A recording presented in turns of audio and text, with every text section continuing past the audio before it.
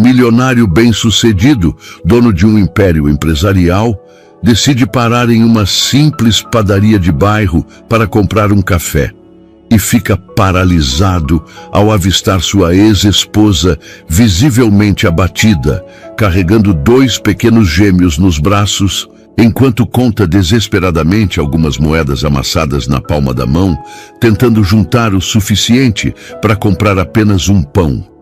A mesma mulher que ele abandonou anos atrás, sem saber que ela estava grávida, agora lutando sozinha contra a pobreza para alimentar os filhos que ele nunca conheceu. Olá, espectador. Obrigado por estar aqui. Deixe um like e nos conte nos comentários o que achou da história e de qual cidade está nos assistindo agora. Vamos continuar com a história. A manhã de terça-feira se estendia sobre São Paulo com aquela luminosidade dourada característica do Planalto.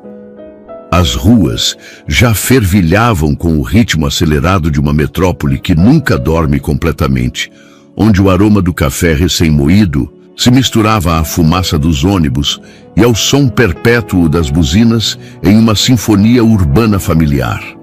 Heitor Almeida ajustou sua gravata de seda italiana diante do espelho retrovisor de seu BMW Série 7, cor preta obsidiana. Aos 45 anos, era a personificação do sucesso empresarial brasileiro. Cabelo perfeitamente penteado para trás, com alguns fios brancos que lhe davam distinção, terno sob medida que realçava sua figura atlética, mantida com disciplina.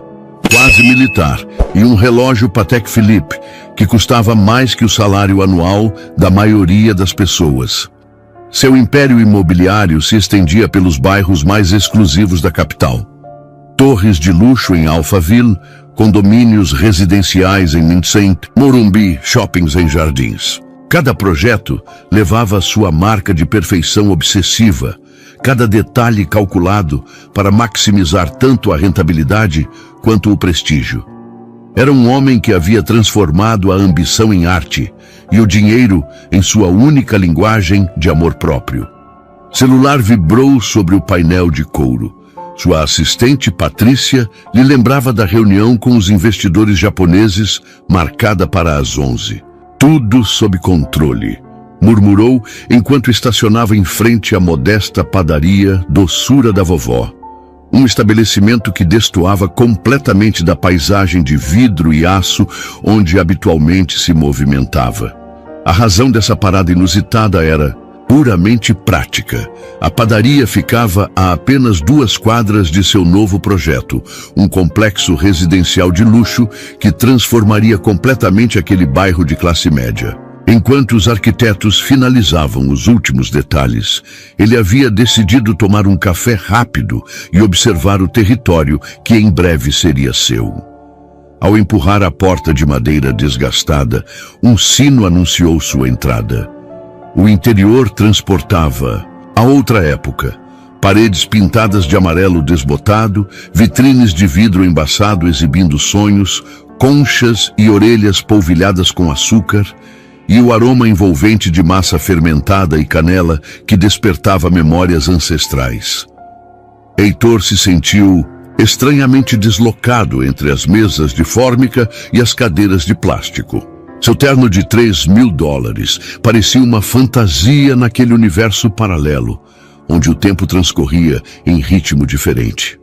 Dirigiu-se ao balcão, onde um homem mais velho com avental manchado de farinha lhe sorriu com genuína cordialidade. "Bom dia, senhor.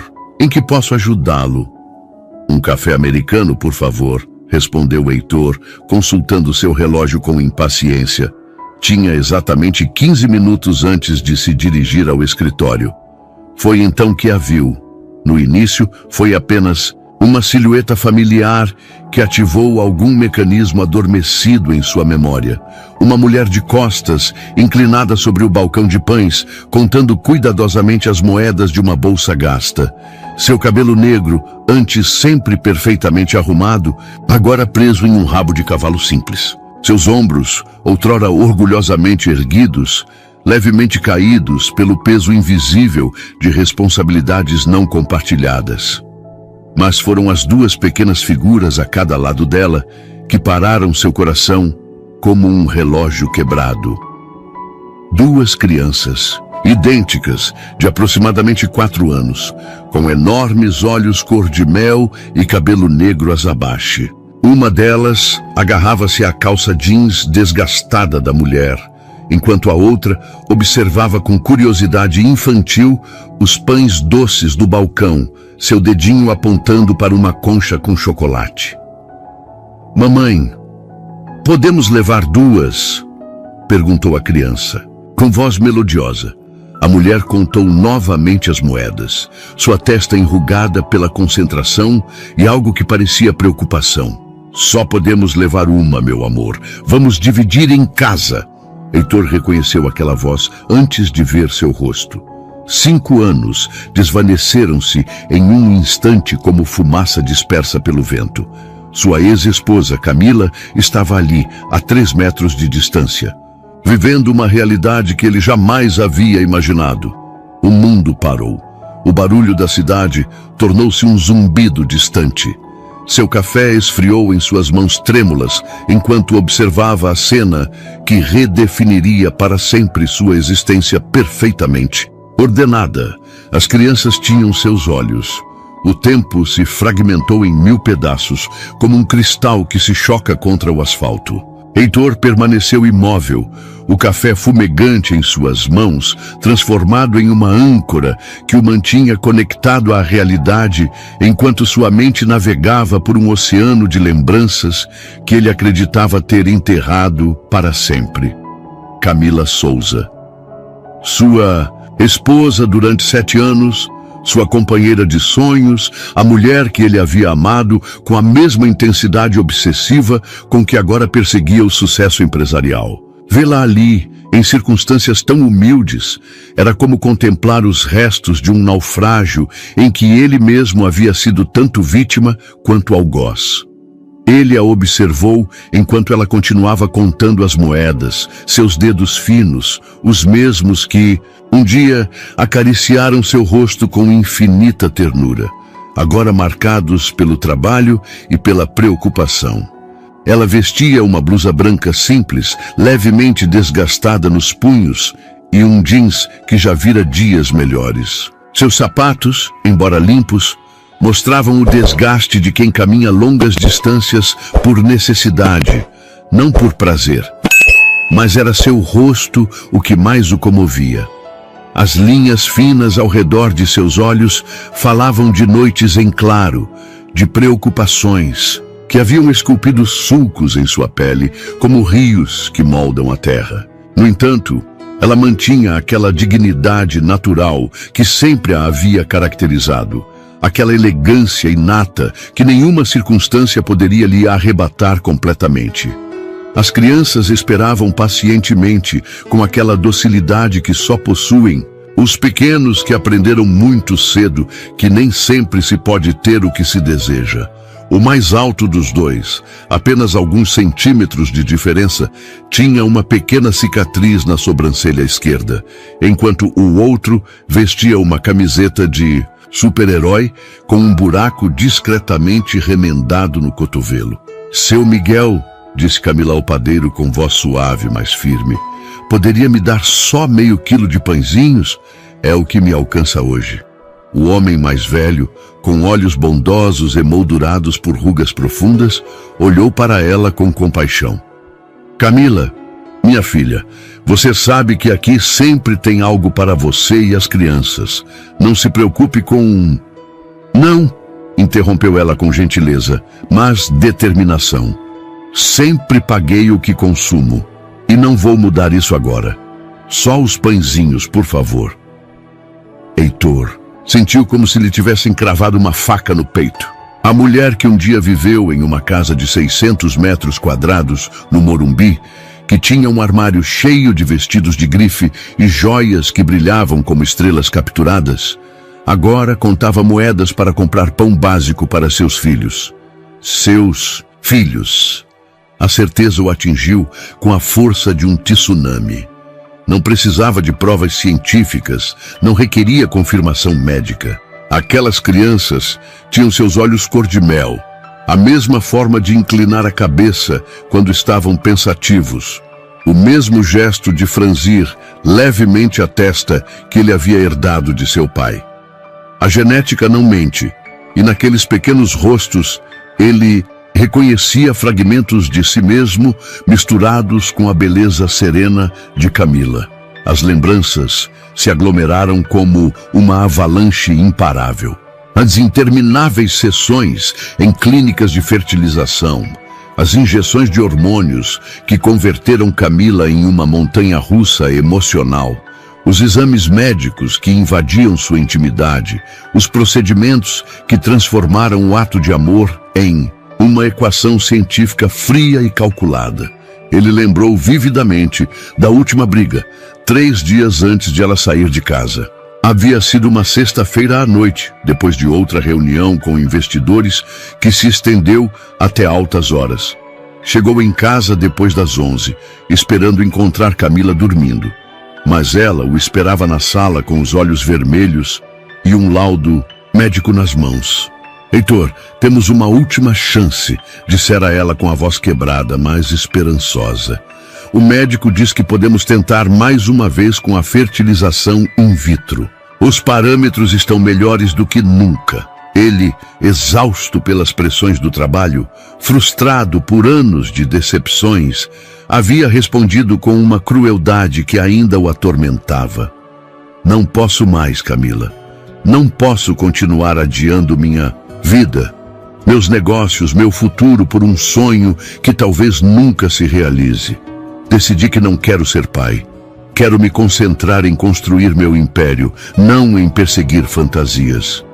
As palavras haviam saído de sua boca como balas, projetadas para ferir, para acabar de uma vez por todas com um tema que ele considerava encerrado.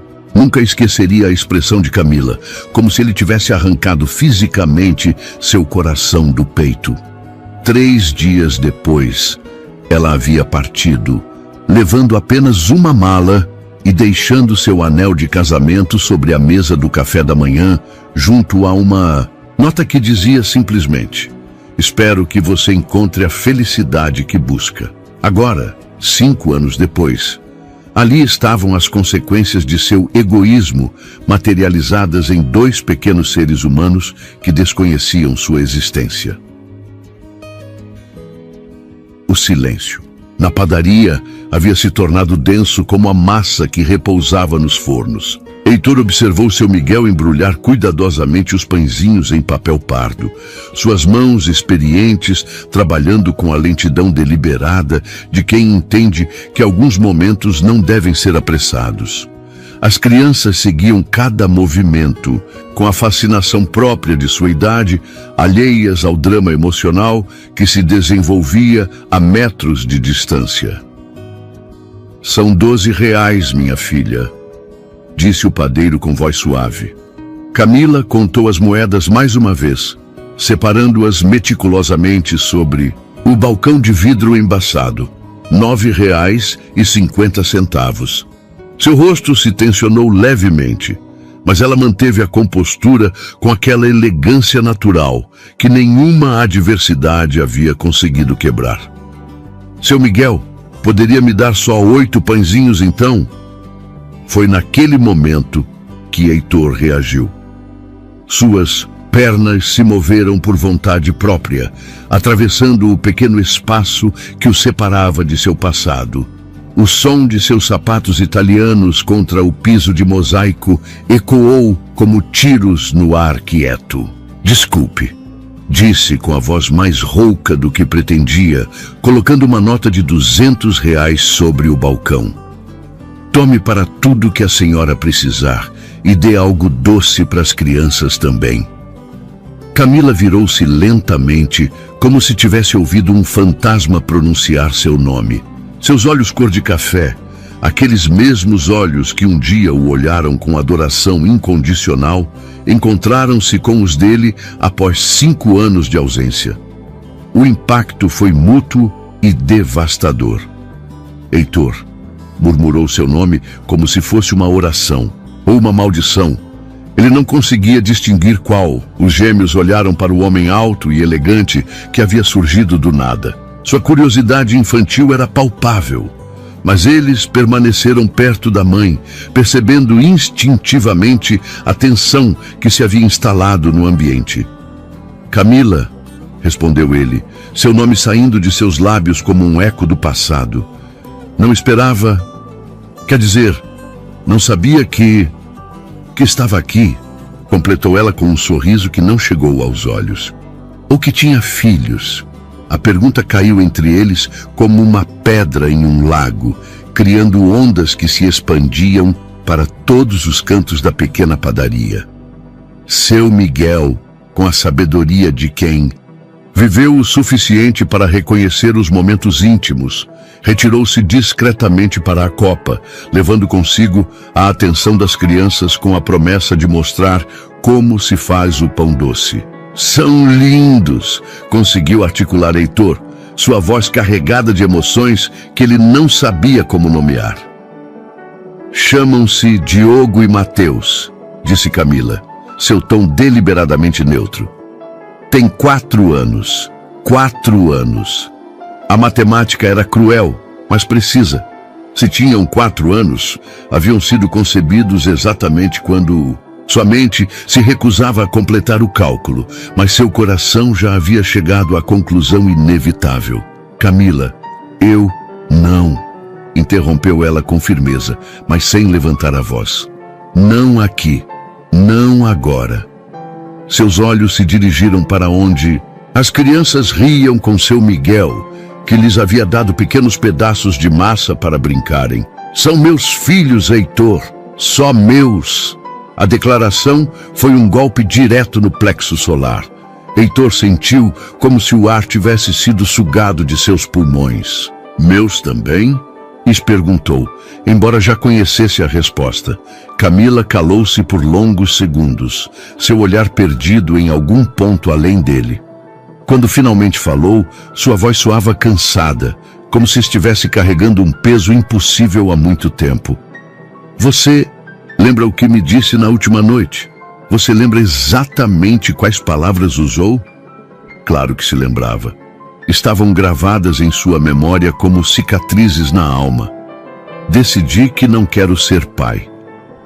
Palavras que ele havia pronunciado com a arrogância de quem acredita que o mundo se dobrará à sua vontade, sem imaginar jamais que a vida já havia tomado aquela decisão por ele. Eu me lembro, admitiu com a voz quebrada. Então você entenderá por que tomei as decisões que tomei.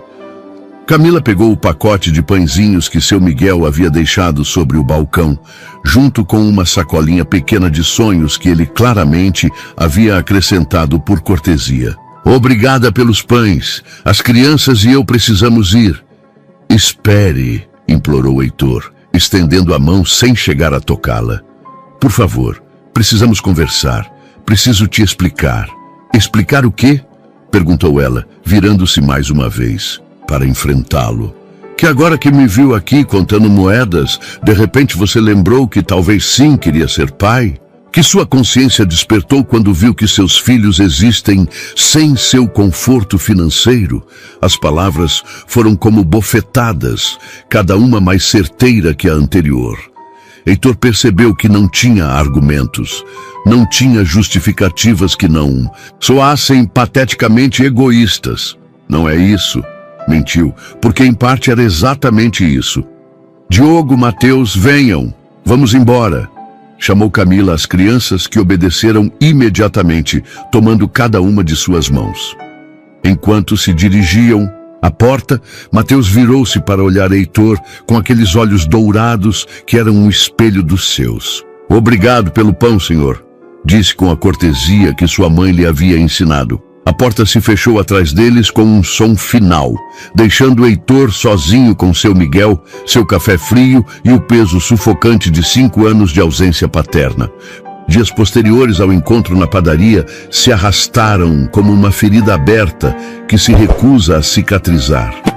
Heitor se viu preso a uma rotina que não fazia mais sentido, executando movimentos automáticos em um mundo que havia perdido toda a sua Suas reuniões de negócios se tornaram pantomimas, onde ele falava sem ouvir, sorria sem sentir e tomava decisões que antes o emocionavam, mas que agora lhe pareciam irrelevantes.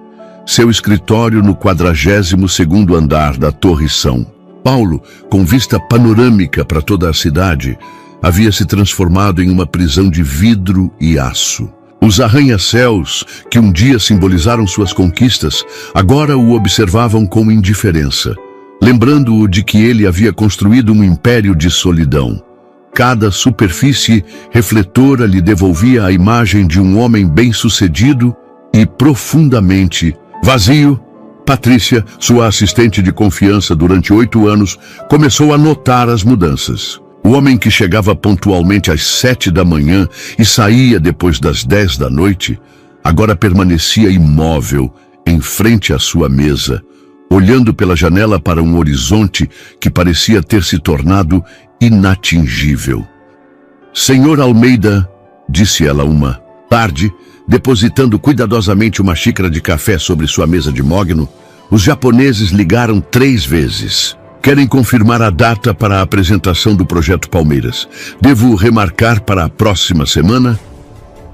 Heitor não respondeu imediatamente. Seus olhos estavam fixos em algum ponto distante, perdidos em pensamentos que o consumiam como um fogo. Lento, quando finalmente reagiu, sua voz soou como se viesse de muito longe. Patrícia? Perguntou sem olhá-la. Você tem filhos? A pergunta a pegou de surpresa. Em 8 anos de relação profissional, jamais haviam conversado sobre assuntos pessoais, além dos cumprimentos de cortesia. Sim, senhor. 2. Uma menina de 12 e um menino de 8. Como é? Continuou ele, girando finalmente para enfrentá-la. Como é ser mãe? Patrícia estudou o rosto de seu chefe, buscando sinais do que havia provocado aquela conversa tão inusitada. Viu algo que nunca antes havia percebido: vulnerabilidade. O homem que sempre havia sido uma fortaleza de segurança e controle agora parecia uma criança perdida buscando respostas. Transformador, respondeu com cuidado. Muda tudo, suas prioridades, seus medos, a forma como você vê o mundo. De repente, nada importa mais do que o bem-estar deles, a felicidade deles. É o amor mais puro e aterrador que existe. Heitor assentiu lentamente, como se cada palavra fosse uma peça de um quebra-cabeça que ele estava tentando montar. E se você perder os primeiros anos? E se você não estivesse lá quando eles nasceram, quando disseram a primeira palavra, quando deram os primeiros passos? Senhor, disse Patrícia com voz suave, o senhor está bem? Pela primeira vez em décadas, Heitor considerou ser completamente honesto com outro ser humano. As palavras se aglomeraram em sua garganta como pássaros desesperados por escapar de uma gaiola. Tenho 2 filhos, Patrícia, gêmeos de 4 anos, e não os conheci até uma semana atrás. O silêncio que se seguiu foi denso e carregado de compreensão. Patrícia havia trabalhado para Heitor durante seu casamento com Camila. Havia visto como a obsessão pelo trabalho havia ido corroendo lentamente aquela relação. Ela fora testemunha das ligações canceladas, dos jantares perdidos, das conversas adiadas indefinidamente. Os viu desde então? Não. A mãe deles, minha ex-esposa, não quer que eu me aproxime deles. A confissão saiu acompanhada de um suspiro que parecia carregar o peso de 5 anos de arrependimento. E ela tem razão. Não tenho direito. Eu escolhi não ser pai. Escolhi isso. Gesticulou em direção ao escritório opulento, em vez deles. Naquela noite, Heitor retornou a seu apartamento em Alphaville, sentindo-se como um estranho em sua própria vida. O apartamento de 400 metros quadrados, decorado pelo designer mais prestigioso da cidade, lhe pareceu um mausoléu dedicado a uma ambição que ele já não compreendia. As obras de arte que pendiam das paredes, cada uma avaliada em cifras obscenas, o observavam com a frieza de testemunhas mudas de sua vacuidade. Serviu-se de um uísque de 40 anos de idade e instalou-se na varanda que dominava toda a cidade.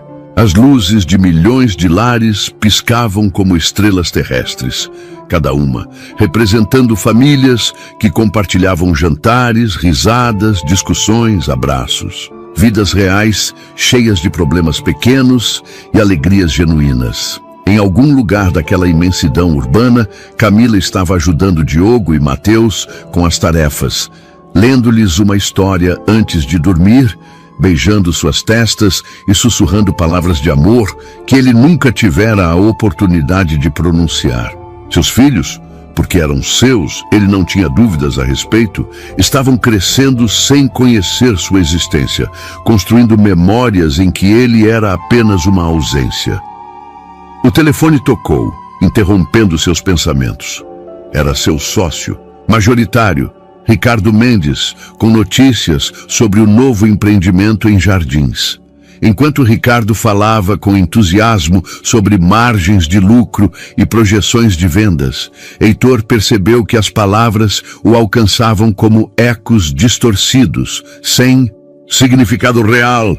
Heitor, você está me ouvindo? Sim, Ricardo. Amanhã revisamos os números, mas ele sabia que amanhã seria igual a hoje e depois de amanhã igual a amanhã. Uma sucessão infinita de dias cheios de conquistas vazias, enquanto seus filhos cresciam em um mundo paralelo ao seu. Um mundo onde ele havia escolhido não existir. Uma semana depois do encontro na padaria, Heitor se encontrava no escritório de Joaquim de Abreu, um investigador particular cuja reputação de discrição e eficiência era lendária entre a elite empresarial da cidade. O escritório, localizado em um prédio discreto da Vila Madalena, contrastava dramaticamente com os espaços opulentos que Heitor frequentava habitualmente. Joaquim era um homem de uns 50 anos, com cabelos grisalhos e olhos penetrantes, que haviam visto muitas verdades incômodas. Suas mãos, manchadas permanentemente de tinta por anos de revisar documentos, tamborilavam ritmicamente sobre uma mesa desgastada, enquanto ouvia o pedido de seu novo cliente. Preciso que você encontre minha ex-esposa, dissera Heitor ao chegar, sem preâmbulos nem explicações desnecessárias. Camila Souza Almeida, embora provavelmente ela já não use meu sobrenome. Quanto tempo estão separados? Perguntou Joaquim, anotando em um bloco amarelo. 5 anos. Perdi seu rastro completamente depois do divórcio. O que Heitor não mencionou foi que havia perdido seu rastro porque nunca se havia dado ao trabalho de procurá-lo. Durante os primeiros meses depois da separação, ele estivera convencido de que Camila retornaria. Seu orgulho o impedia de dar o primeiro passo, e sua obsessão com o trabalho lhe proporcionava a desculpa perfeita para adiar indefinidamente qualquer tentativa de reconciliação. Joaquim trabalhava com a meticulosidade de um arqueólogo desenterrando civilizações perdidas. Em 3 dias, ele havia construído um perfil completo da vida que Camila havia construído sem Heitor, e cada detalhe que ele descobrira era como uma bofetada na consciência do empresário. Sua ex-esposa vive em um apartamento de 2 quartos na Vila Mariana, informou Joaquim durante sua segunda reunião, estendendo uma pasta manila cheia de fotos e documentos. Segundo andar de um prédio dos anos 60. Aluguel, R$ 4.500 mensais. Trabalha como professora de ciências em 2 escolas. A Escola Municipal Professor Dias da Silva pela manhã e a Escola Estadual Padre Anchieta à tarde. Heitor estudou as fotografias com a concentração de quem examina evidências cruciais em um julgamento. Camila entrando e saindo de escolas modestas, carregando sacolas de supermercado, esperando o ônibus com os gêmeos de mãos dadas. Em uma das imagens, ela ria enquanto Diogo e Mateus corriam em um pequeno parque público, seus rostos iluminados por uma felicidade genuína que ele não se lembrava de ter visto em anos. As crianças frequentam o jardim de infância matutino enquanto ela dá aulas, continuou Joaquim. À tarde, quando ela trabalha na estadual, ficam com a senhora Iracema Pereira, uma vizinha de 72 anos que cuida delas sem cobrar, aparentemente por carinho genuíno à família. Sem cobrar? Perguntou Heitor, surpreso. Sua ex-esposa construiu uma rede de apoio comunitário notável. Os vizinhos a ajudam com as crianças, o açougueiro da esquina lhes dá ossos para fazer caldo, a senhora da padaria sempre acrescenta pães extras à sua compra. Ela é respeitada e querida no bairro. Cada detalhe era uma revelação dolorosa sobre uma vida que ele nunca havia conhecido de verdade. Durante seu casamento, Camila havia habitado seu mundo de luxos e comodidades sem reclamar. Mas aparentemente, havia encontrado uma felicidade mais autêntica na simplicidade da sobrevivência digna. E financeiramente, perguntou Heitor, embora temesse a resposta. Ganha aproximadamente R$8.000 por mês entre os dois trabalhos. Depois das despesas básicas, aluguel, comida, transporte, creche, lhe sobram poucos recursos para extras. As crianças usam roupas de segunda mão, mas sempre limpas e remendadas com cuidado. Ela come pouco para garantir que eles tenham o suficiente. Joaquim fez uma pausa, estudando o rosto cada vez mais pálido de seu cliente. Há algo mais que você deve saber. Os registros médicos mostram que as crianças nasceram prematuras, com 36 semanas, complicações durante a gravidez que exigiram internação prolongada. Sua ex-esposa se endividou consideravelmente com os gastos médicos. Ainda está pagando essas dívidas. A informação atingiu Heitor como um martelo. Enquanto ele expandia seu império imobiliário, Camila havia enfrentado sozinha a gravidez de alto risco de gêmeos. Havia lutado pela vida de seus filhos em unidades de cuidados intensivos. Havia hipotecado seu futuro para salvar as criaturas que ele havia rejeitado antes de nascerem. Precisa de mais alguma coisa? Perguntou Joaquim, percebendo que seu cliente havia recebido informações suficientes para um dia. Sim, respondeu Heitor com voz rouca. Preciso dos endereços das escolas onde ela trabalha. Naquela tarde, Heitor dirigiu lentamente pelas ruas que cercavam a escola municipal Professor Dias da Silva. Um prédio de concreto cinza com janelas gradeadas e um pequeno pátio de recreio onde as crianças corriam e gritavam com a energia incontida da infância. Estacionou a uma distância prudente e esperou. Às 2h30 a viu sair. Camila caminhava rapidamente, consultando seu relógio, claramente apressada para chegar ao seu segundo trabalho. Vestia a mesma blusa branca do encontro na padaria e uma saia azul marinho que já vira dias melhores. Sua bolsa, uma carteira de couro sintético desgastada, transbordava de cadernos e provas para corrigir. Ele a seguiu à distância, mantendo-se sempre a várias quadras de distância, observando como ela navegava pela cidade com a eficiência de quem não tem tempo a perder. A viu entrar no metrô, perder-se entre a multidão de trabalhadores que lutavam para sobreviver em uma cidade que nunca dorme. Pela primeira vez em sua vida adulta, Heitor Almeida se sentiu pequeno e insignificante. Todo o seu dinheiro, todo o seu poder, toda a sua influência não podiam comprar o que Camila havia construído. Uma vida autêntica, cheia de propósito e amor genuíno. 2 semanas depois de contratar Joaquim, Heitor havia desenvolvido um plano que beirava a obsessão.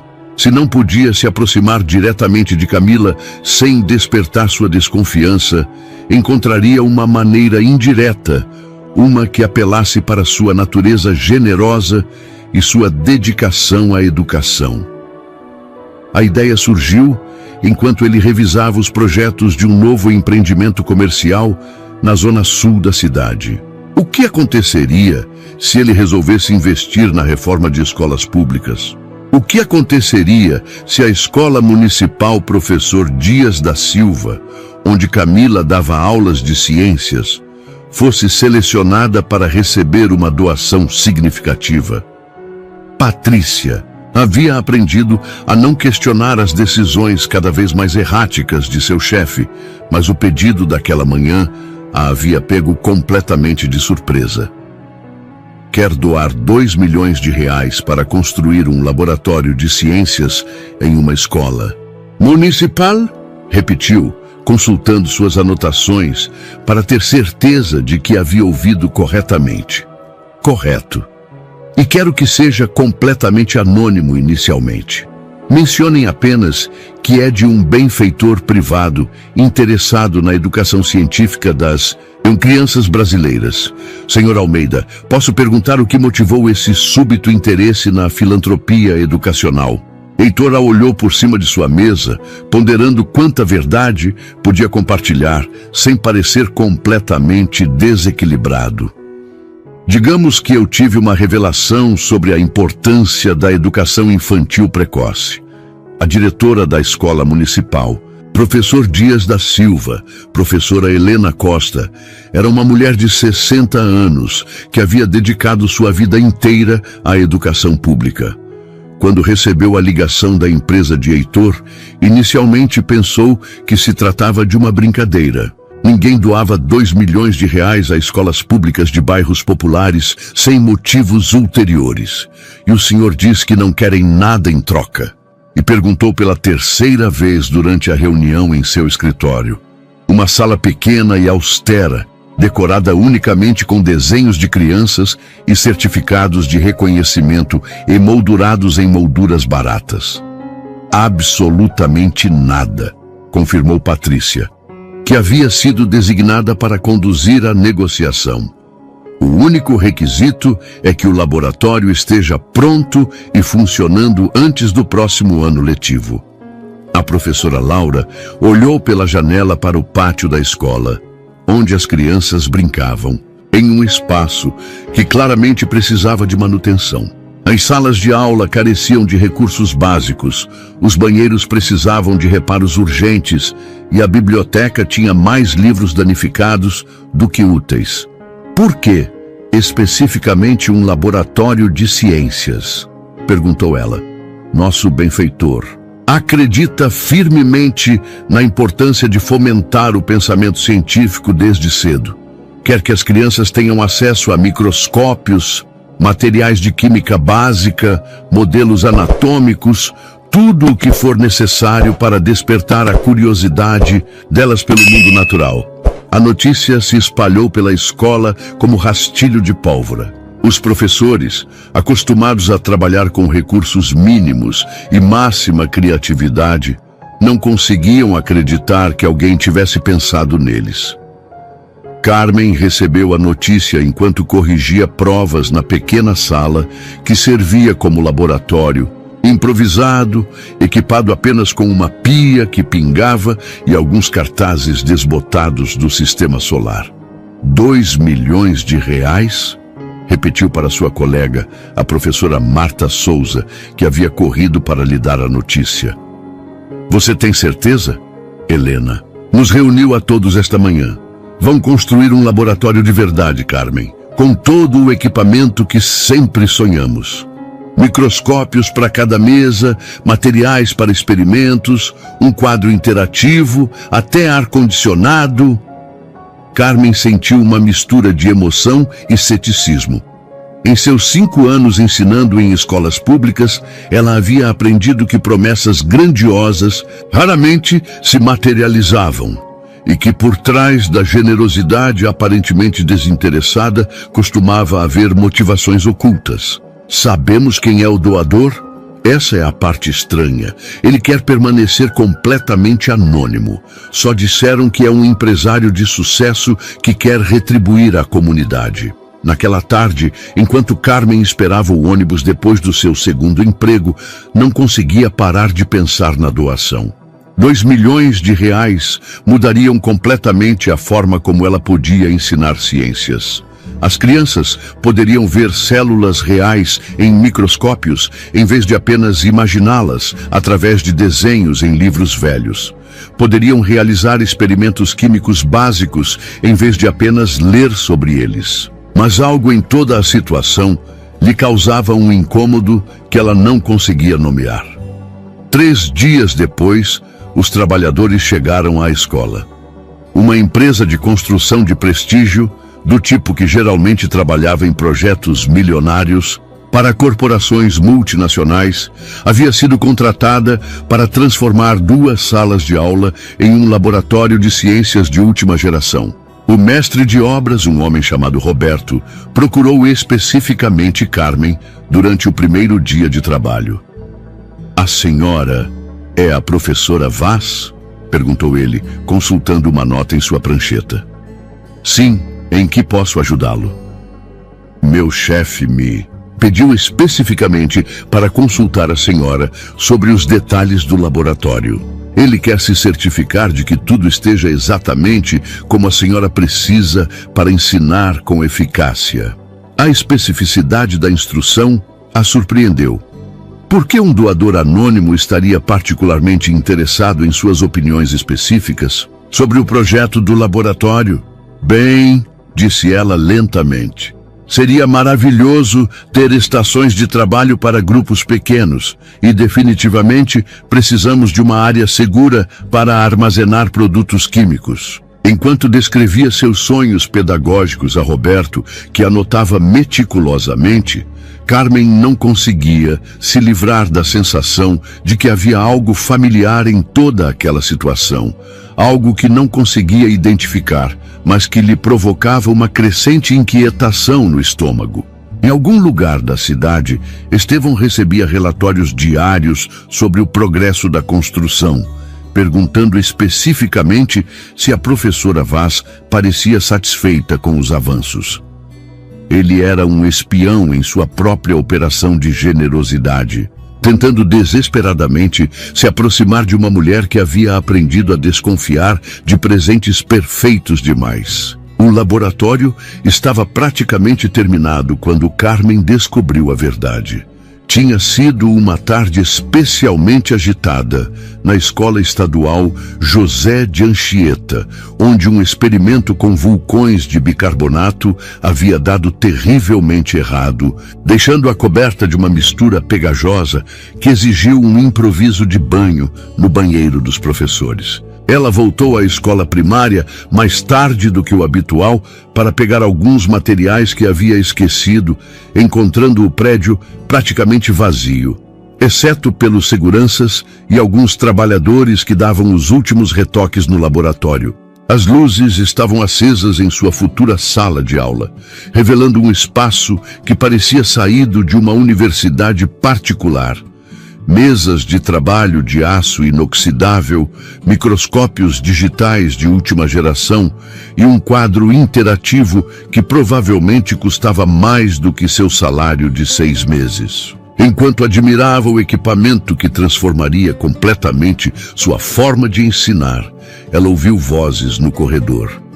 Roberto, o mestre de obras, falava ao telefone com alguém, sua voz claramente audível através da porta entreaberta. "Sim, senhor." "Moreira, tudo está ficando exatamente como o senhor especificou", dizia ele. "A professora Vaz pareceu muito satisfeita quando viu os microscópios esta manhã. O senhor quer que instalemos também o equipamento de projeção que o senhor mencionou?" O mundo parou. "Senhor Moreira." Só havia um Moreira em sua vida que teria os recursos e a motivação para algo assim. Carmen sentiu como se o ar tivesse sido arrancado de seus pulmões, como se o chão tivesse se tornado areia movediça sob seus pés. "Perfeito", continuou Roberto. "Vou dizer aos rapazes que instalam o sistema de som amanhã cedo. E não se preocupe, ninguém mais sabe que o senhor é o benfeitor. Mantivemos o anonimato como o senhor pediu." Com mãos trêmulas, Carmen pegou suas coisas e saiu do prédio o mais silenciosamente possível. A viagem de ônibus para casa foi uma névoa de emoções contraditórias: raiva, humilhação, confusão E por baixo de tudo, uma tristeza profunda que ela não sentia desde o dia em que assinaram os papéis do divórcio. Naquela noite, depois de deitar Diego e Mateus, ela sentou-se em sua pequena cozinha com uma xícara de chá que esfriou sem ser provada. As perguntas se aglomeravam em sua mente como pássaros desesperados em uma gaiola. Quanto tempo Estevão a vinha observando, como ele havia descoberto onde ela trabalhava? Porque agora, depois de 5 anos de silêncio absoluto, a resposta veio com a clareza brutal de um raio. Ele havia visto as crianças. Na padaria, quando ela contava moedas, ele havia conectado os pontos e agora tentava comprar seu perdão com microscópios e quadros interativos. O telefone tocou, interrompendo seus pensamentos. Era um número desconhecido, mas algo em seu interior lhe disse exatamente quem era antes mesmo de atender. Carmen! A voz de Estevão soava diferente, mais vulnerável do que em seu encontro na padaria. Precisamos conversar. Eu acho que precisamos conversar mesmo, respondeu ela com uma calma que não sentia. Onde você está? Embaixo, no seu prédio. Estou esperando há 1 hora. Claro que ele sabia onde ela morava. Provavelmente sabia tudo sobre sua vida, seus horários, suas dívidas, suas lutas diárias. A invasão de privacidade a fez sentir nua e exposta. Suba, disse ela finalmente. Apartamento 204. Quando ela abriu a porta, Estevão parecia estranhamente diminuído no corredor mal iluminado de seu prédio. Sem seu escritório de luxo como pano de fundo, sem seu terno de $3.000, esta noite ele vestia jeans e uma camisa simples. Ele parecia mais humano, mais vulnerável. As crianças estão dormindo. Foi a primeira coisa que ela disse, estabelecendo imediatamente os limites da conversa. Entendo. Ele olhou em volta do apartamento pequeno, mas impecavelmente limpo, seus olhos parando nos desenhos infantis colados, na geladeira, nas mochilas escolares penduradas ao lado da porta, nas evidências tangíveis de uma vida familiar que ele havia escolhido rejeitar. Quanto tempo você me espionou? Perguntou Carmen, sem rodeios. Não é espionagem. É. Eu precisava saber como você estava, como eles estavam. Depois de 5 anos, depois de me dizer que não queria ser pai, Estevão afundou-se no pequeno sofá, como se o peso de suas próprias ações finalmente o tivesse alcançado. Eu estava errado, Carmen. Eu estava errado em tudo. Você estava errado ou simplesmente percebeu que tem filhos quando me viu contando moedas para comprar pão? A pergunta foi direta como uma flecha no coração. Estevão ficou em silêncio, por longos segundos, lutando com uma honestidade que nunca havia praticado. Ambas as coisas, admitiu finalmente. E eu sei que isso me transforma no pior tipo de covarde. O silêncio que se seguiu à confissão de Estevão foi denso como a neblina que às vezes cobria a cidade nas madrugadas frias. Carmen o estudou do sofá oposto, procurando em seu rosto algum sinal da manipulação que esperava encontrar. Mas só viu exaustão e uma vulnerabilidade que ela nunca havia presenciado durante seus 7 anos de casamento. Sabe o que mais me dói? Perguntou ela finalmente, sua voz apenas um sussurro para não acordar as crianças. Não é que você me investigou, nem mesmo que você usou seu dinheiro para se aproximar de mim. É que durante 5 anos, 5 anos completos, você nunca se importou o suficiente para perguntar se eu estava bem. Estevão fechou os olhos como se as palavras fossem golpes físicos. Todas as noites, durante os primeiros meses após o divórcio, eu esperei uma ligação sua, continuou Carmen.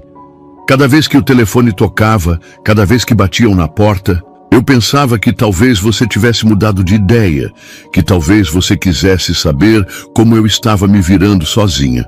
Carmen, eu não terminei. Sua voz adquiriu uma firmeza que ele não se lembrava. Quando descobri que estava grávida 3 semanas depois de eu sair de casa, minha primeira reação foi alegria.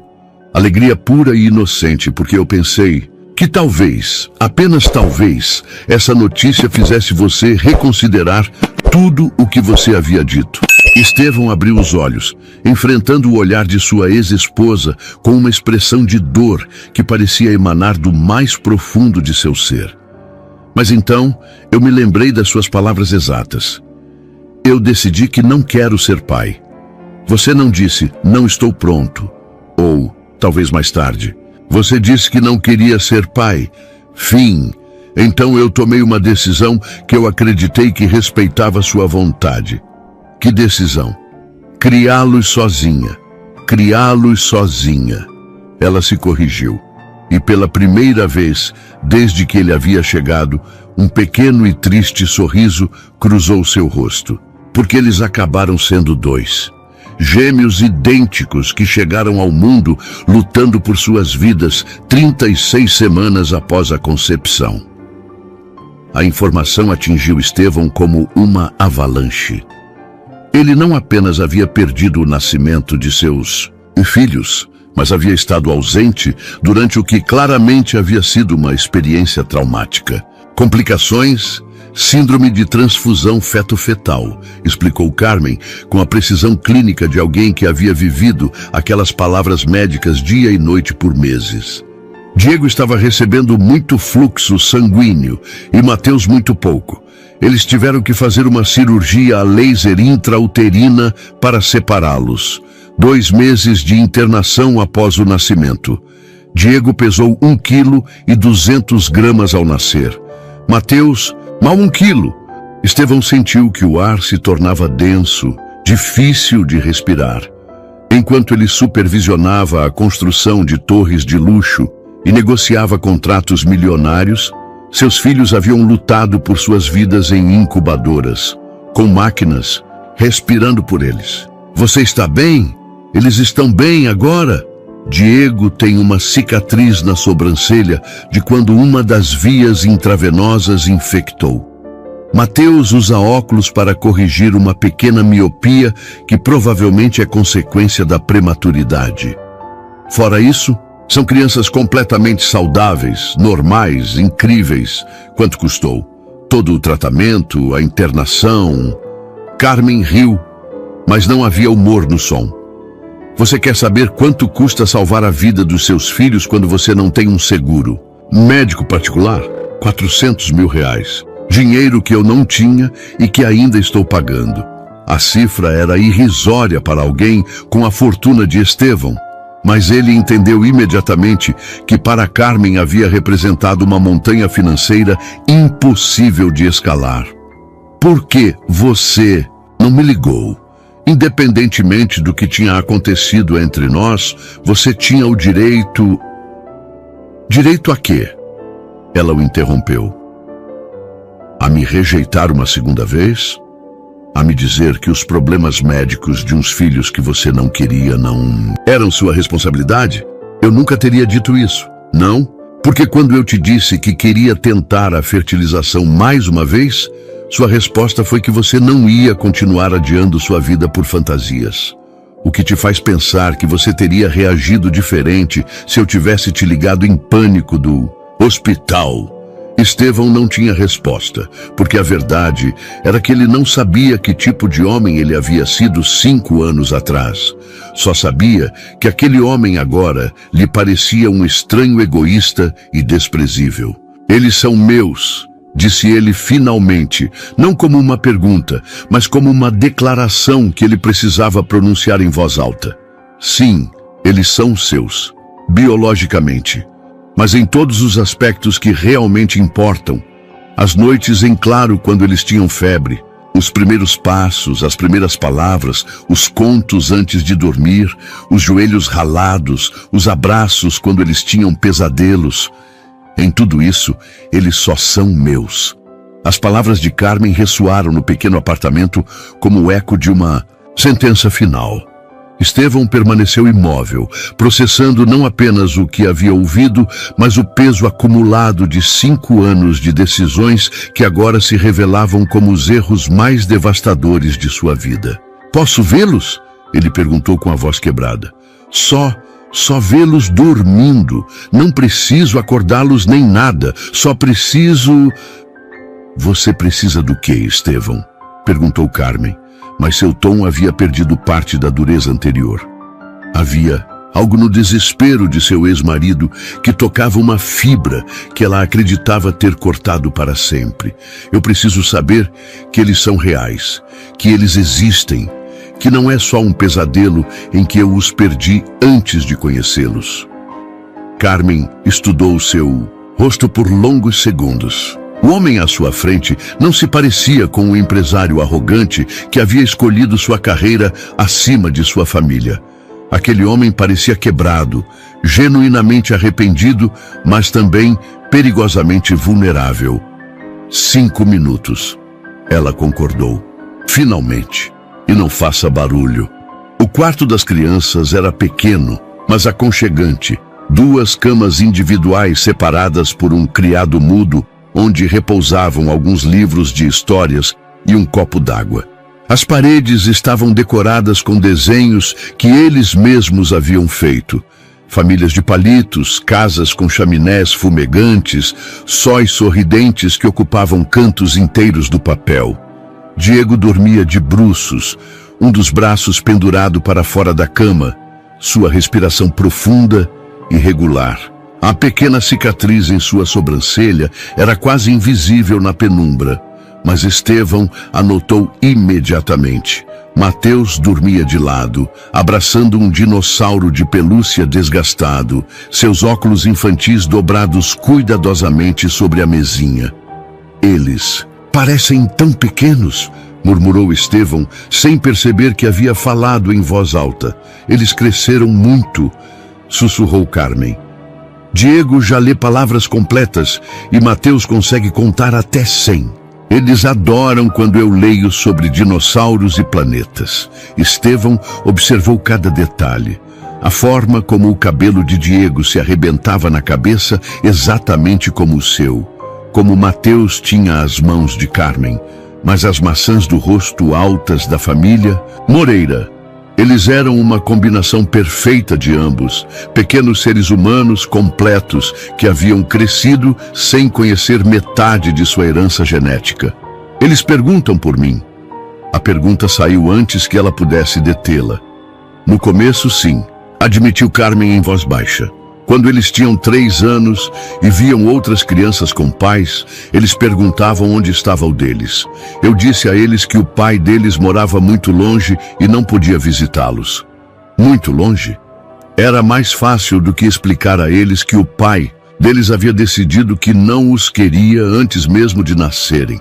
O golpe foi direto e merecido. Estevão fechou os olhos, sentindo o peso completo de suas decisões passadas. E agora? Eles ainda perguntam? Menos frequentemente. Eles aprenderam a aceitar que somos apenas nós 3.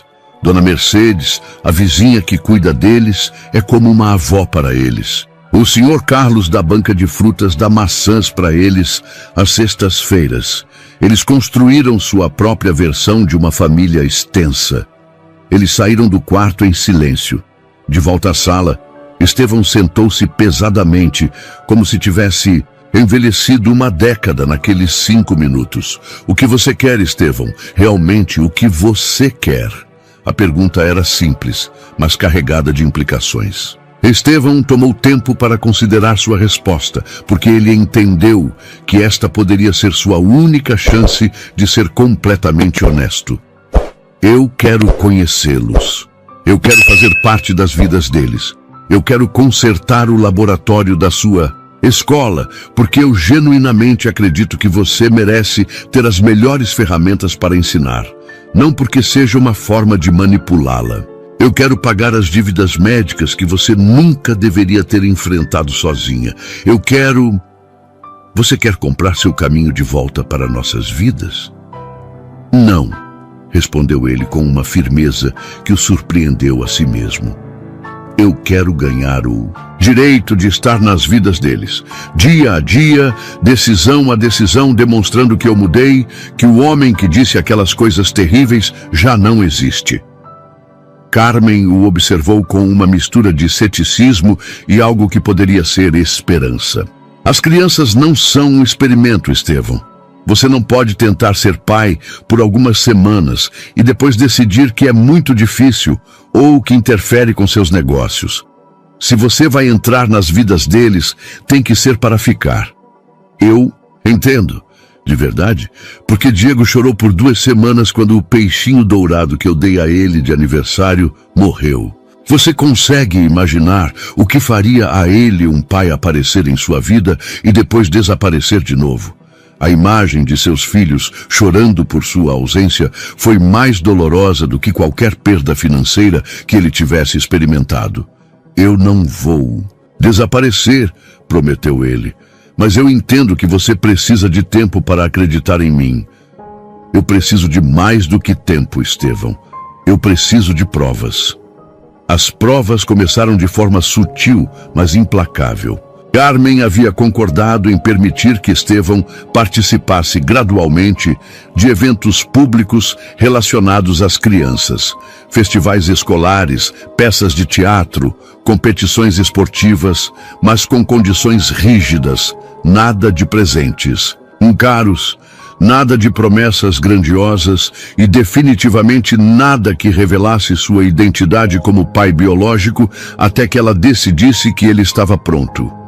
O primeiro evento foi o Festival de Ciências da Escola Primária, onde Diego e Mateus apresentariam um vulcão de bicarbonato de sódio no novo e moderno laboratório que Estevão havia financiado. Ele chegou vestido deliberadamente casual, jeans, camisa polo, tênis, sentindo-se estranho sem sua armadura de ternos italianos.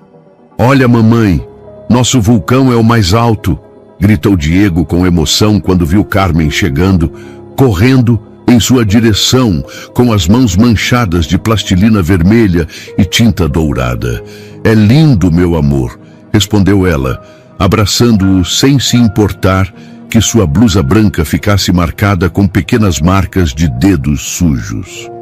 Estevão observou a interação a uma distância prudente, fascinado pela naturalidade com que Carmen navegava no mundo da maternidade. Não havia cálculos, não havia uma agenda oculta, apenas amor puro e espontâneo.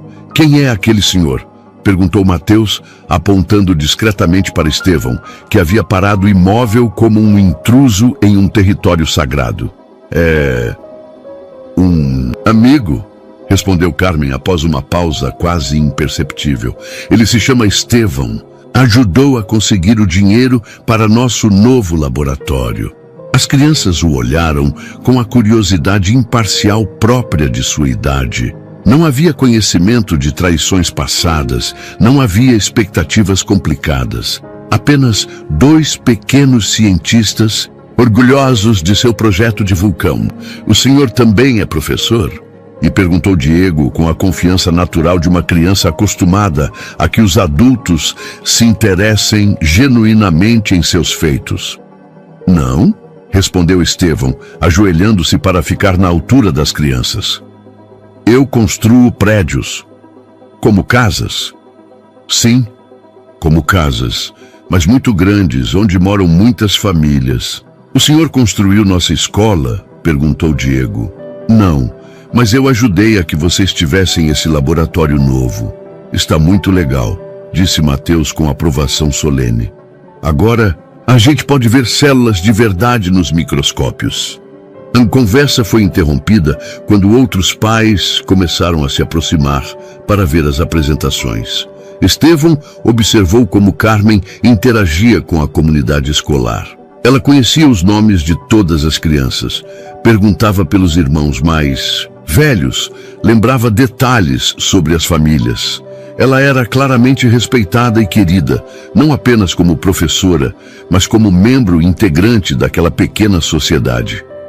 A verdadeira prova chegou 1 hora depois, quando Mateus tropeçou enquanto corria para a mesa de experimentos e raspou o joelho no chão de cimento. O choro foi imediato e inconsolável, o tipo de choro que só produz a dor física combinada com a surpresa e o susto.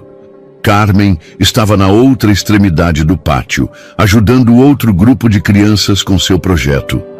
Vários pais se aproximaram. Mas foi Estevão quem reagiu instintivamente, levantando Mateus do chão e examinando o ferimento com uma ternura que ele não sabia que possuía. "Está tudo bem, campeão. É só um arranhão", disse ele com voz suave, tirando um lenço limpo para limpar cuidadosamente o sangue. "Está doendo muito?" Mateus assentiu entre soluços, mas se agarrou ao pescoço de Estevão com confiança instintiva. Algo no peito do homem se quebrou e se recompôs simultaneamente. "Vamos procurar sua mãe para que ela cuide bem disso, está bem?" Quando Carmen os viu se aproximando, Mateus nos braços de Estevão, ambos com expressões solenes. Seu primeiro instinto foi pânico, mas a forma como seu filho se agarrava ao homem, que havia sido um estranho, uma hora antes, lhe disse tudo o que ela precisava saber sobre essa primeira prova. "O que aconteceu?" perguntou ela, estendendo os braços para receber Mateus. "Ele caiu, mas está bem. Só precisa de um curativo e talvez de um beijo mágico", respondeu Estevão, entregando-lhe a criança com cuidado. "O Estevão me carregou quando eu estava com dor", explicou Mateus à mãe, com a lógica simples de uma criança de 4 anos. "Ele é muito forte." Naquela noite, depois de deitar as crianças, Carmen ligou para Estevão. "Você passou na primeira." "E prova?" disse ela sem rodeios. "Havia uma prova?" "Sempre há provas quando se trata dos meus filhos. A pergunta é se você reage como pai ou como estranho quando surge uma pequena crise." "Você reagiu como pai." "Pareceu natural", admitiu ele. "Aterrorizante, mas natural." "Bom, porque virão provas muito mais difíceis." A ligação chegou às 2 da madrugada de uma terça-feira, acordando Estevão de um sono inquieto, povoado de vulcões de bicarbonato e vozes infantis. O nome de Carmen piscava na tela de seu telefone como um sinal de alarme. "Diego está no hospital." Foram as primeiras palavras que ele ouviu, pronunciadas com aquela calma forçada que as mães adotam quando estão à beira do colapso, mas precisam manter a sanidade. "Febre muito alta, convulsões. Os médicos dizem que pode ser meningite." O mundo parou. Estevão se levantou imediatamente, já procurando suas chaves enquanto falava. "Que hospital? Estou indo para lá. Hospital Geral. Mas Estevão, você não... Eu sou o pai dele." Ele a interrompeu com uma firmeza que o surpreendeu a si mesmo. "Independentemente de tudo o mais, eu sou o pai dele e estou indo para lá." O Hospital Geral, às 2:30 da madrugada, era um mundo paralelo de luzes fluorescentes e silêncios interrompidos por alarmes distantes. Estevão encontrou Carmen na sala de espera da pediatria, sentada em uma cadeira de plástico azul, com Mateus dormindo em seu colo. Ela parecia pequena e frágil, muito diferente da mulher forte e determinada que havia enfrentado 5 anos de maternidade sozinha. "Algum notícia?" perguntou ele, sentando-se na cadeira ao lado. "Eles estão fazendo exames. Punção lombar para descartar meningite. Deram algo para baixar a febre, mas ela ainda está muito alta." Sua voz quebrou levemente nas últimas palavras. Estevão olhou para Mateus, que dormia inquieto contra o peito. Da mãe, sem seu irmão gêmeo, ele parecia extraordinariamente vulnerável. "Como começou?" Ele acordou chorando por volta da meia-noite. "Eu pensei que fosse um pesadelo, mas quando eu o toquei, ele estava queimando em febre. 40 graus. Eu tentei baixar com compressas frias, mas então ele começou a ter convulsões." Carmen fechou os olhos, revivendo claramente o terror daqueles momentos. "Eu nunca tinha visto algo assim." O corpinho dele ficou rígido e começou a tremer. "Eu pensei que ele ia morrer em meus braços, mas você reagiu bem. Você o trouxe aqui imediatamente." Dona Mercedes me ajudou. Ela chamou o táxi enquanto eu carregava Diego. Ela ficou com Mateus, mas ele acordou quando estávamos saindo e não quis ficar sem mim. Estevão observou a sala de espera, percebendo pela primeira vez os detalhes. As paredes pintadas de verde, institucional, Os cartazes sobre prevenção de doenças, as outras famílias que esperavam notícias de seus próprios filhos doentes. Era um mundo completamente alheio à sua experiência, um lugar onde o dinheiro não podia comprar imediatamente o que era necessário: certeza, saúde, tranquilidade. Você comeu algo? Tomou água? Carmen negou com a cabeça, como se a ideia de atender às suas próprias necessidades básicas fosse absurda quando seu filho estava em perigo. Vou buscar algo, café, um sanduíche. Não vou me afastar só até a lanchonete aqui embaixo. Eu não tenho dinheiro para...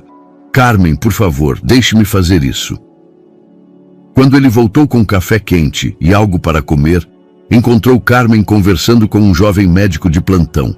Sua expressão havia mudado, menos tensa, mas ainda preocupada. O que ele diz? Perguntou Estevão, entregando-lhe o café. Não é meningite, respondeu o médico, dirigindo-se a ambos.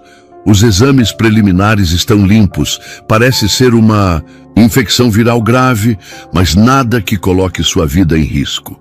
A febre está baixando com os medicamentos. O alívio foi instantâneo e avassalador. Estevão sentiu como se tivesse prendido a respiração por horas. Podemos vê-lo em alguns minutos. Ele ainda está sedado, mas podem entrar um de cada vez. Carmen olhou para Estevão, avaliando algo em sua expressão. Vá você primeiro, disse ela finalmente. Eu espero aqui com Mateus. O quarto pediátrico era pequeno e estéril, dominado por uma cama onde Diego parecia extraordinariamente pequeno, conectado a monitores e soros. Sua respiração era regular, mas seu rosto ainda estava ruborizado pela febre residual. Estevão aproximou-se lentamente, como se temesse que sua presença pudesse piorar a situação. Era a primeira vez que ele via um de seus filhos vulnerável, doente, necessitado de proteção. A sensação foi primitiva e avassaladora. Olá, campeão, sussurrou ele, pegando cuidadosamente a pequena mão que não estava conectada ao soro. Papai está aqui. A palavra escapou sem pensar, natural como respirar. Pai. Ele mesmo se chamara de pai pela primeira vez e a palavra soou estranha e inevitável ao mesmo tempo. Seu telefone vibrou. Patrícia, lembrando-o da reunião crucial com os investidores japoneses marcada para as 9 da manhã. Uma reunião que ele planejava há meses, que poderia garantir o financiamento para o projeto mais ambicioso de sua carreira. Olhou para o relógio 5h30 da manhã. Tinha 3h30 para chegar ao escritório, se preparar e apresentar o projeto que definiria o futuro de sua empresa. Depois, olhou para Diogo, que começava a se mexer levemente, talvez saindo da sedação. Pela primeira vez na sua vida adulta, a escolha foi imediata e clara. Discou o número de Patrícia. Cancela a reunião com os japoneses, disse quando ela atendeu com a voz sonolenta. Como assim? Senhor Moraes, essa reunião é crucial para... Cancela. Reagendada. Faça o que tiver que fazer. Tem uma emergência familiar. Emergência familiar? Mas o senhor não tem? Tenho sim, Patrícia. E agora isso é o único que importa. Diogo se recuperou completamente em 3 dias, mas as repercussões da decisão de Estevão mal começavam a se manifestar. A reunião cancelada com os investidores japoneses tinha sido mais que uma oportunidade perdida. Tinha sido uma declaração involuntária de que suas prioridades haviam mudado fundamentalmente. Ricardo Almeida, seu sócio majoritário há 10 anos, chegou ao escritório de Estevão na sexta-feira à tarde, com uma expressão que oscilava entre a preocupação e a irritação. Ricardo era um homem de 52 anos, meticulosamente vestido e obsessivamente pontual, que havia construído sua fortuna seguindo uma filosofia simples. Negócios sempre em primeiro lugar, emoções depois. Emergência familiar? Perguntou, sem rodeios, jogando uma pasta sobre a mesa de mogno. Os japoneses se sentiram insultados, Estevão. 10 meses de negociações jogados fora Porque você decidiu que tinha uma emergência familiar. Que emergência familiar pode ter um homem que não tem família? Estevão levantou o olhar dos documentos que vinha revisando sem realmente ler. Durante os últimos 3 dias, ele tinha estado dividido entre o hospital, o escritório e uma nova realidade onde os balanços pareciam menos importantes do que saber se Diogo tinha tomado um bom café da manhã. Tenho família, Ricardo. Só não a conhecia. Do que diabos você está falando? Por um momento, Estevão considerou manter o segredo, mas a fadiga emocional dos últimos dias havia erodido suas defensas habituais. Tenho 2 filhos gêmeos de 4 anos com Carmela. Não sabia até algumas semanas atrás. O silêncio que se seguiu foi denso e carregado de implicações. Ricardo sentou-se lentamente, sua expressão passando de irritação para incredulidade. E finalmente para algo que parecia cálculo estratégico.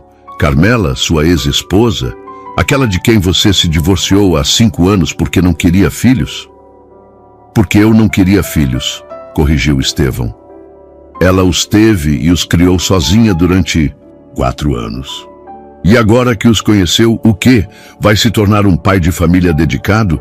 Vai começar a cancelar reuniões importantes para ir a festas escolares?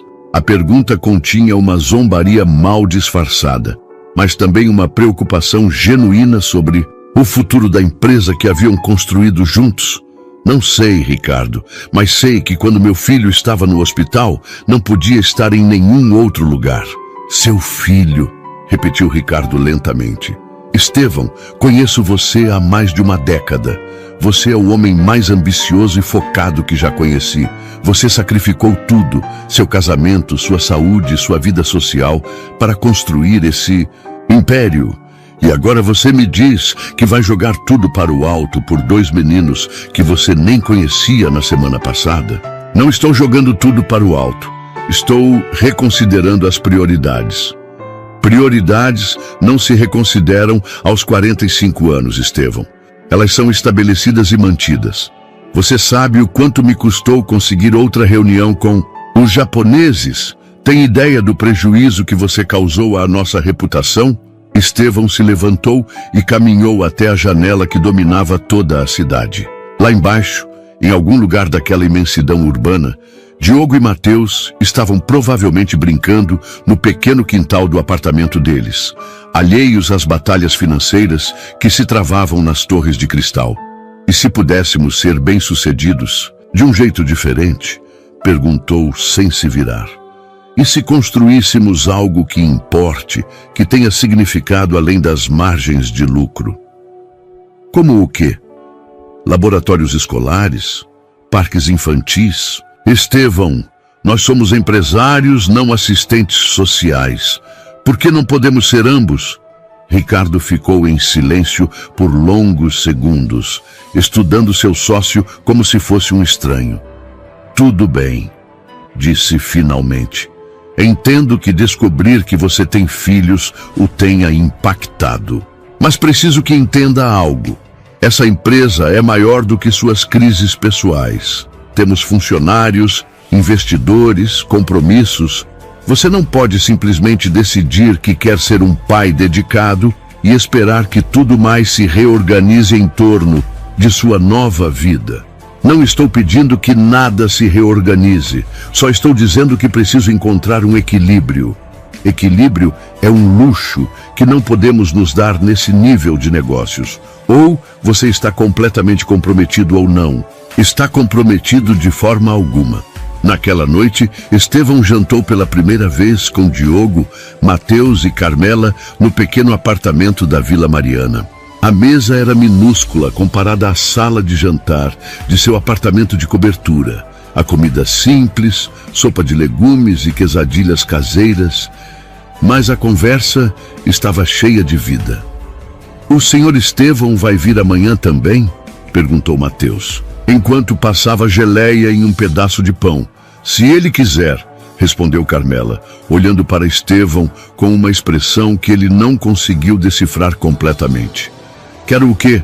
Perguntou ele. Amanhã é sábado. Sempre vamos ao Parque do Ibirapuera de manhã e depois ao Museu de História Natural, se não estiver chovendo, explicou Diogo. O senhor quer ir com a gente? Era um convite simples, pronunciado com a naturalidade de uma criança que não entende as complexidades dos relacionamentos adultos. Mas para Estevão representava algo monumental. Ser incluído nos rituais familiares, ser parte do cotidiano de seus filhos. Eu adoraria, respondeu, e descobriu que era a verdade mais pura que havia pronunciado em anos. Seu telefone tocou. Ricardo, provavelmente com mais crises empresariais, mais reuniões urgentes, mais lembretes sobre compromissos financeiros. Pela primeira vez na sua vida adulta, Estevão desligou o telefone sem atender. O sábado, no Parque do Ibirapuera, foi uma revelação de simplicidade perfeita. Estevão observou fascinado como Diogo perseguia pombos com determinação científica, enquanto Mateus construía castelos elaborados na caixa de areia. Carmela havia embalado sanduíches e suco em uma pequena caixa térmica, criando um piquenique que custou menos de R$100, mas que se sentiu mais luxuoso do que qualquer jantar de negócios em restaurantes 5 estrelas. Pai, você pode me empurrar no balanço? Perguntou Diogo naturalmente, usando pela primeira vez a palavra que Estevão vinha esperando ouvir durante semanas. Seu coração parou. Olhou para Carmela, buscando confirmação ou explicação, mas ela apenas acenou levemente, como lhe dando permissão para reivindicar aquele título que tanto ansiava. Claro, campeão, respondeu, seguindo Diogo em direção aos balanços, com passos que se sentiam historicamente significativos. Foi naquele momento de felicidade perfeita que chegou a ligação que mudaria tudo. Não a ele.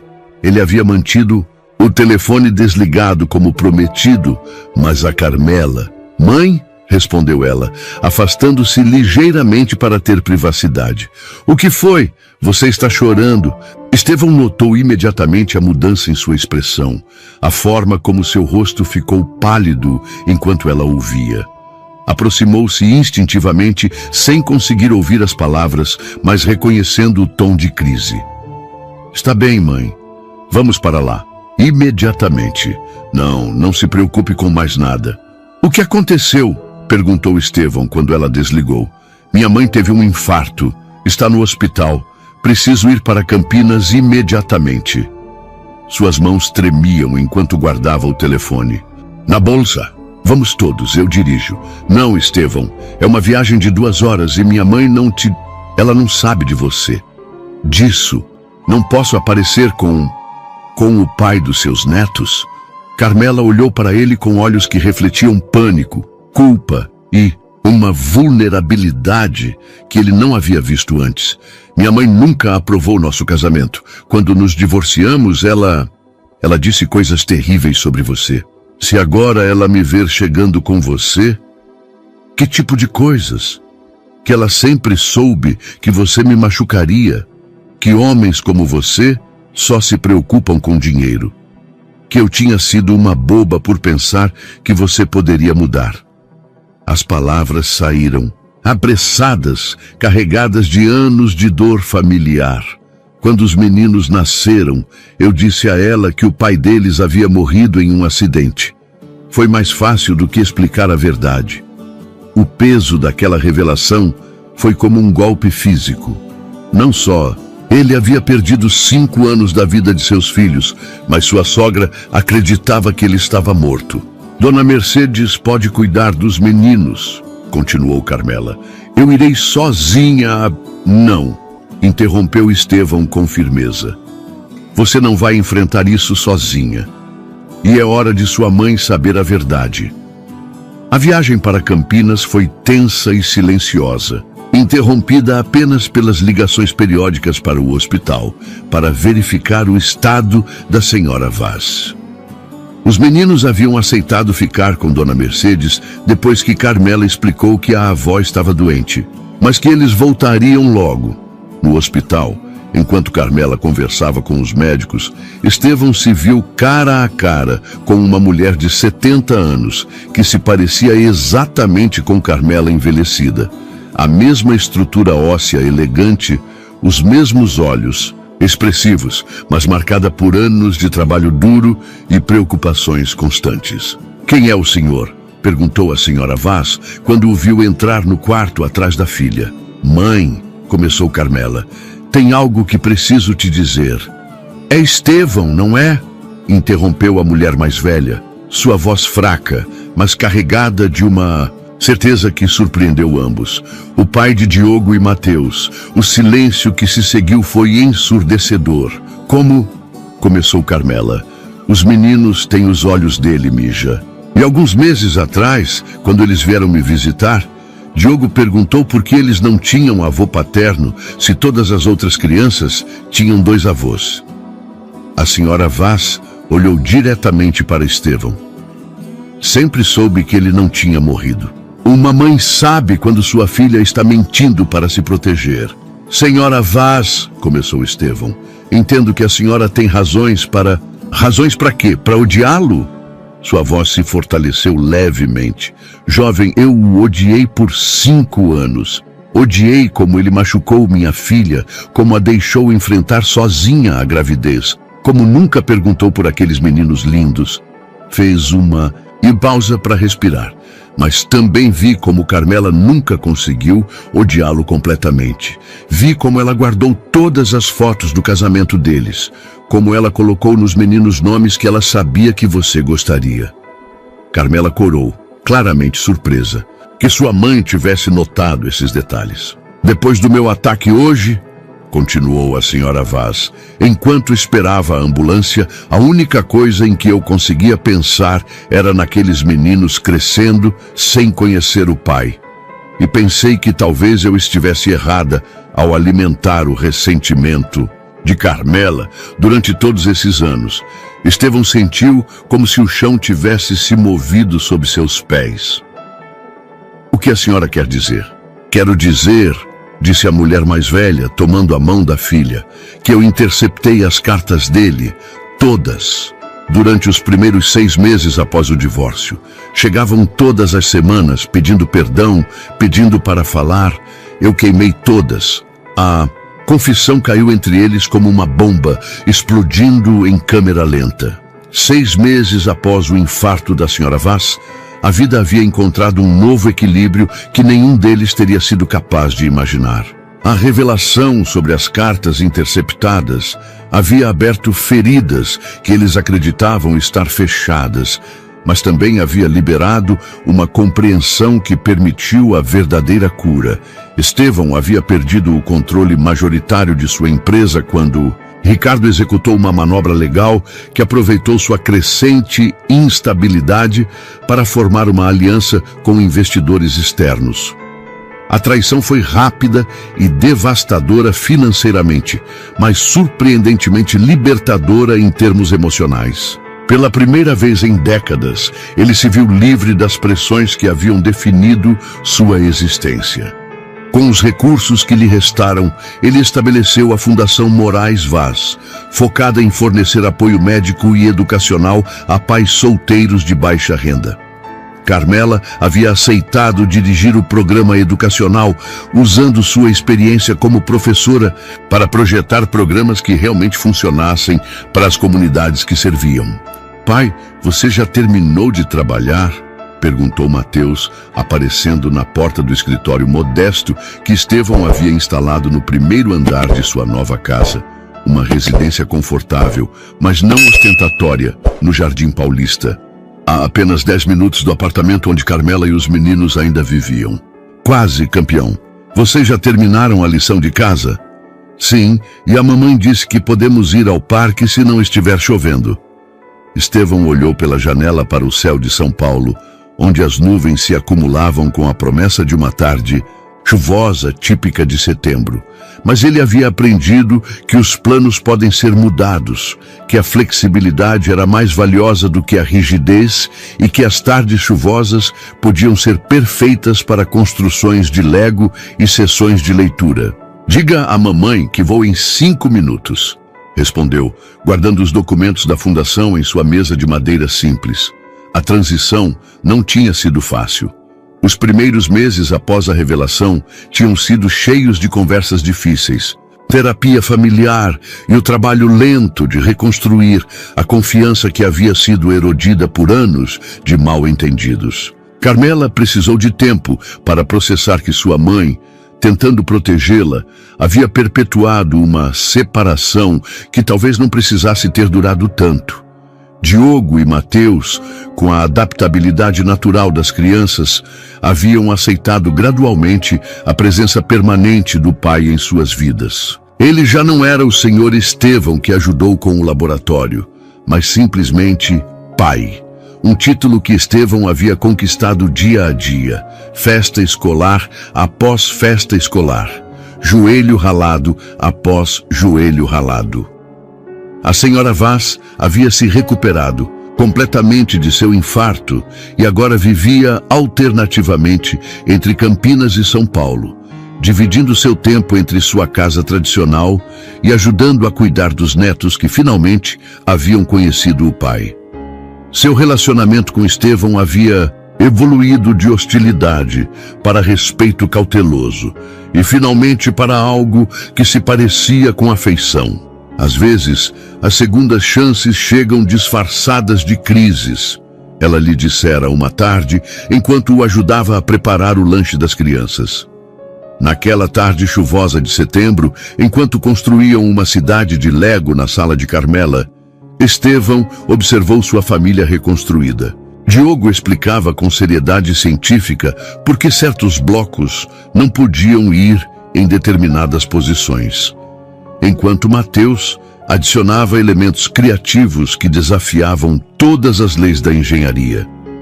Carmela corrigia provas no sofá, ocasionalmente levantando o olhar para sorrir para os debates arquitetônicos de seus filhos. "Em que você está pensando?", perguntou ela, notando sua expressão contemplativa. "Que há 1 ano, se alguém me dissesse que eu perderia minha empresa, mas ganharia isso", ele gesticulou para a cena doméstica, "eu teria pensado que era uma perda terrível. Agora não consigo imaginar minha vida de outra maneira." "Você se arrepende de alguma coisa?" Era uma pergunta que eles haviam evitado por meses, mas que finalmente precisava de uma resposta honesta. "Me arrependo de ter perdido 5 anos. Me arrependo das palavras que eu disse antes de você ir embora. Me arrependo de não ter brigado mais para te encontrar quando sua mãe interceptou minhas cartas." Ele fez uma pausa, observando seus filhos. "Mas não me arrependo de onde nós terminamos. Essa versão nossa, mais sábia, mais cuidadosa, mais grata, talvez não existisse sem tudo o que passamos." Naquela noite, depois de colocar as crianças na cama, em sua nova rotina que incluía histórias dos 2 pais, Estevão e Carmela se encontraram na cozinha compartilhando chá e planejando o dia seguinte. "Os japoneses ligaram", disse Carmela casualmente. "Eles querem financiar 3 laboratórios a mais através da fundação." "Sério?" Aparentemente, quando eles souberam da sua nova missão, decidiram que preferiam trabalhar com alguém que realmente entende o valor da educação. No dia seguinte era domingo, e eles tinham uma tradição: tomar café da manhã na padaria Pão Doce da vovó. Seu Miguel sempre guardava uma mesa para eles perto da janela, e as crianças haviam desenvolvido amizade com os outros clientes regulares. Enquanto caminhavam para a padaria, os 4 de mãos dadas, Diogo contando os passos em voz alta enquanto Mateus cantava uma música que havia aprendido na escola. Estevão pensou em como a vida havia completado um círculo perfeito, o lugar onde tudo havia começado, onde ele havia visto pela primeira vez a mulher que amava contando moedas para alimentar os filhos que ele não sabia que eram seus. Agora era o lugar onde eles celebravam todos os domingos sua família reunida, seu amor recuperado e a compreensão de que a verdadeira riqueza não se mede em reais, mas em momentos como esses, Espero que você tenha gostado da história de hoje. Inscreva-se no canal para não perder mais histórias como essa. Dê um like e comente abaixo o que você achou da história. Nos vemos no próximo vídeo.